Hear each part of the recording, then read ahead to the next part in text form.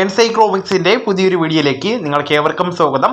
June മാസത്തിൽ സാമൂഹ്യ സുരക്ഷാ പെൻഷനുകൾ, സ്ത്രീ സുരക്ഷാ പെൻഷനുകൾ, നിർമ്മാണ തൊഴിലാളി പെൻഷൻ എന്നിവയുമായി ബന്ധപ്പെട്ട് വന്നിരിക്കുന്ന വളരെ പ്രധാനപ്പെട്ട അറിയിപ്പുകളാണ് ഈ വീഡിയോയിലൂടെ ഷെയർ ചെയ്യുന്നത്.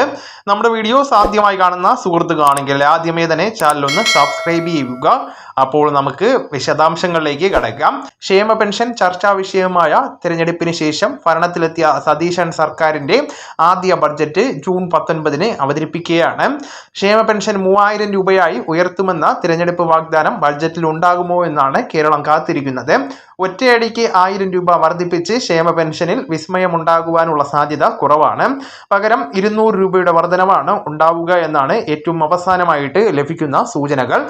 എല്ലാ വർഷവും 200 രൂപ വീതം ഉയർത്തി സർക്കാരിന്റെ കാലാവധി തികയുന്ന വർഷം 3000 രൂപ ആക്കുന്നതിനുള്ള ശുപാർശകളാണ് പ്രധാനമായിട്ടും പരിഗണിക്കുന്നത്. കഴിഞ്ഞ സർക്കാരിന്റെ കാലത്ത് ക്ഷേമ പെൻഷൻ 2500 ആക്കുമെന്ന് പറഞ്ഞിരുന്നുവെങ്കിലും ആദ്യത്തെ 4.5 വർഷവും 100 രൂപയുടെ വർധനവ് പോലും വരുത്തിയിരുന്നില്ല. അവസാന മാസങ്ങളിലാണ് 400 രൂപ വർദ്ധിപ്പിച്ച് ക്ഷേമ പെൻഷൻ 2000 രൂപ ആക്കിയത്. വാഗ്ദാനം ചെയ്ത 2500 രൂപയിലേക്ക് പെൻഷൻ എത്തിയതുമില്ല. അതിനു പകരം ഈ രീതി സ്വീകരിക്കുവാനാണ് സാധ്യതയെന്നാണ് ഏറ്റവും അവസാനം ലഭിക്കുന്ന സൂചനകൾ. സാധാരണ ജൂൺ മാസത്തിലാണ് മസ്റ്ററിംഗ് ഒക്കെ ഉണ്ടായിരിക്കുന്നത്. എന്നാൽ ഇത്തവണ പുതിയ സർക്കാർ രൂപീകരണവും ബഡ്ജറ്റിന്റെ അവതരണ തിരക്കുമൊക്കെ ആയതിനാൽ ഈ മാസം മസ്റ്ററിംഗ് ഉണ്ടാകുവാനുള്ള സാധ്യതയില്ല. കഴിഞ്ഞ 10 വർഷവും വർഷത്തിലൊരിക്കൽ വാർഷിക മസ്റ്ററിംഗ് അക്ഷയ കേന്ദ്രങ്ങളിലും കിടപ്പ് രോഗികൾക്ക് നേരിട്ടും ഉണ്ടാകാറുണ്ട്. സംസ്ഥാനത്ത് പുതിയ സർക്കാരിന്റെ അധികാരത്തിൽ വരികയും മന്ത്രിസഭാ രൂപീകരണവും ആദ്യ ബഡ്ജറ്റ് അവതരണവും എല്ലാം നടന്നു വരുന്ന സമയമായതിനാൽ ഈ വർഷത്തെ വാർഷിക മസ്റ്ററിംഗ് ആരംഭിക്കുവാൻ 2-3 മാസം വരെ താമസം ഉണ്ടാകുവാനും സാധ്യതയുണ്ട്. അടുത്ത അറിയിപ്പ് സ്ത്രീ സുരക്ഷാ പെൻഷനുമായി ബന്ധപ്പെടുത്തിയുള്ളതാണ്. സ്ത്രീ സുരക്ഷാ പെൻഷൻ ഒരു ഇലക്ഷൻ സ്റ്റണ്ട് എന്ന നിലയിലാണ് UDF കണ്ടുവരുന്നത്. സർക്കാർ അധികാരത്തിലേറി ഇത്ര ദിവസമായിട്ടും കഴിഞ്ഞ സർക്കാരിന്റെ അവസാന മാസത്തിലെ കുടിശ്ശികയും പുതിയ സർക്കാരിന്റെ ആദ്യ മാസത്തിലെ കുടിശ്ശികയും ഒന്നും തന്നെ നൽകിയിട്ടില്ല. ഇപ്പോൾ ഏകദേശം 3 മാസത്തെ കുടിശ്ശികയുണ്ട്. എന്നാൽ അത് നൽകുന്നതിനെ പറ്റി ഇന്നേ വരെ വകുപ്പ് മന്ത്രിയോ മുഖ്യമന്ത്രിയോ ഇതേവരെ യാതൊരു സൂചനയും നൽകിയിട്ടില്ല. നിലവിൽ 35 വയസ്സ് മുതൽ 60 വയസ്സ് വരെയുള്ള BPL സ്ത്രീകൾക്ക് മാത്രം ലഭിക്കുന്ന ആനുകൂല്യത്തിന് പകരം പ്രായഭേദമന്യേ എല്ലാവർക്കും, അതായത് APL BPL വ്യത്യാസമില്ലാതെ എല്ലാ സ്ത്രീകൾക്കും ലഭിക്കുന്ന KSRTC സൗജന്യ യാത്ര അതുപോലുള്ള പദ്ധതികളാണ് സർക്കാർ ഇപ്പോൾ കൂടുതലും ശ്രദ്ധ പതിപ്പിക്കുന്നത്.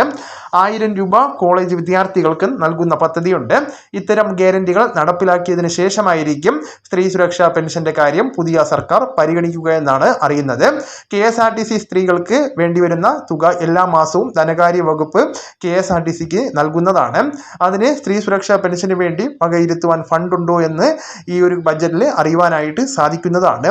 ബഡ്ജറ്റിൽ സ്ത്രീ സുരക്ഷാ പെൻഷൻ വിതരണത്തിനായിട്ട് ഫണ്ട് അനുവദിക്കുകയാണ് എങ്കിൽ ഈ പദ്ധതി തുടരുന്നതാണ്.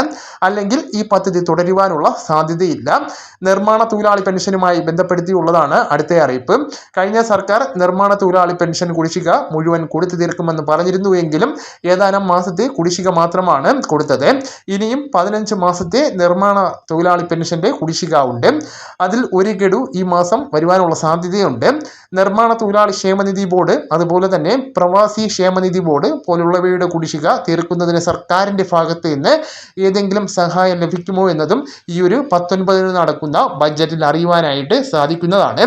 ഇത്തരത്തിൽ ക്ഷേമ പെൻഷൻ, സാമൂഹ്യ സുരക്ഷാ പെൻഷൻ, സ്ത്രീ സുരക്ഷാ പെൻഷൻ തുടങ്ങിയ ക്ഷേമ പെൻഷനുകളുടെ എല്ലാ കൃത്യമായിട്ടുള്ള അറിയിപ്പുകളും നിങ്ങളെ കൃത്യമായ സമയത്ത് തന്നെ അറിയിക്കുന്നതാണ്.